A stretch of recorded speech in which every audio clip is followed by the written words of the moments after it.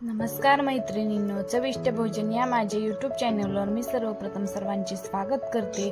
आज या ठिकाणी आपण चिकनचा पराठा किंवा तुम्ही त्याला थालीपीठ पण म्हणू शकता हे पाहणार आहोत। आतापर्यंत आपण कांद्याचे थालीपीठ, दही धपाटे अशा नवीन नवीन रेसिपी पाहिल्या आहेत, पण चिकनचे थालीपीठ हे आपण पहिल्यांदाच पाहतोय। चला तर आपण तयारी करू। यासाठी मी चिकन घेतलेले आहे, त्याच्यामध्ये हाडं नाही, त्याच्यामध्ये मग मी कांदा, कोथिंबीर, अद्रक, लसूण, मीठ टाकलेला आहे।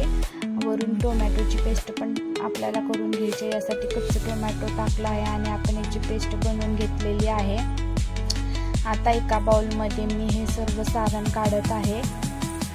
खूप स्मूथ असं हे सारण आपल्याला बनवायचं आहे, जेणेकरून त्याच्यामध्ये नाही का थोडंसं शेंगदाणे टाईप लागून असं आपल्याला हे सारण बनवून घ्यायचं आहे।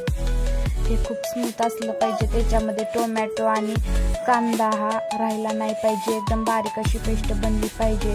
मी एक प्लास्टिक शीट घेतलेला आहे आणि त्याच्यावर मी तेल लावलेलं आहे आणि हाताला पण मी तेल लावून घेत आहे आणि आपल्याला घट्ट असा गोळा बनवून घ्यायचा आहे आणि हलक्याशा हाताने त्याला गोल शेपमध्ये करायचा आहे आणि हे आपल्याला नंतर प्लास्टिक शीटवर ठेवून आपल्याला त्याला गोला असा आकार द्यायचा आहे। आपण जसं धपाटा करतो का नाही थालीपीठ वगैरे, सेम तसंच करायचं आहे। एकदम हलक्याशा हाताने आपल्याला हे दाबून घ्यायचं आहे। तुम्ही बघू शकता खूप छान असा आपल्याला आकार दिलेला आहे आणि हे जास्त दाबायचं पण नाही, स्मूथ असं ते आपोआपच शीटवर त्याला आकार येतो। आता हे आपल्याला व्यवस्थितपणे आपलं बनवून तयार झालेलं आहे। नंतर मी गॅस ऑन केलेला आहे आणि त्याच्यावर मी तवा ठेवलेला आहे। तुम्ही हे कढईमध्ये पण करू शकता किंवा तुमच्याकडे जर पॅन असेल त्याच्यावरही करू शकता किंवा लोखंडी तव्यामध्ये पण करू शकता।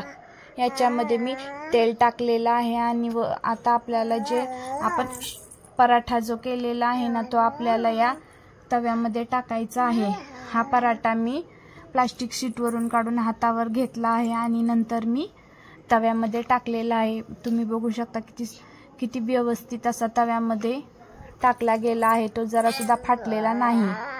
खूप छान असा ह्याचा वास पण खूप छान असा येतोय। त्याच्यामध्ये कोथिंबीर आणि तुम्ही गार्निशिंगसाठी वरून तुम्ही अजून काही त्याच्यामध्ये कोथिंबीर, पुदिना किंवा किंवा वरून पांढरे तीळ पण टाकू शकता।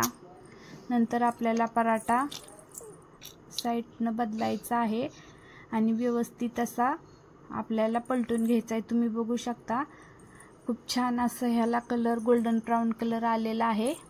आता मी दुसरा पराठा पण टाकलेला आहे। दुसरा पराठा जरा मोठा केला आहे, सुरुवातीचा छोटा झालता।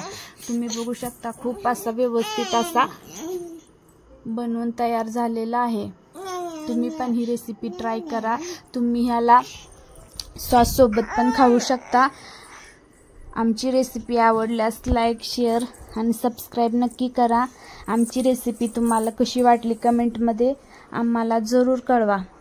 धन्यवाद।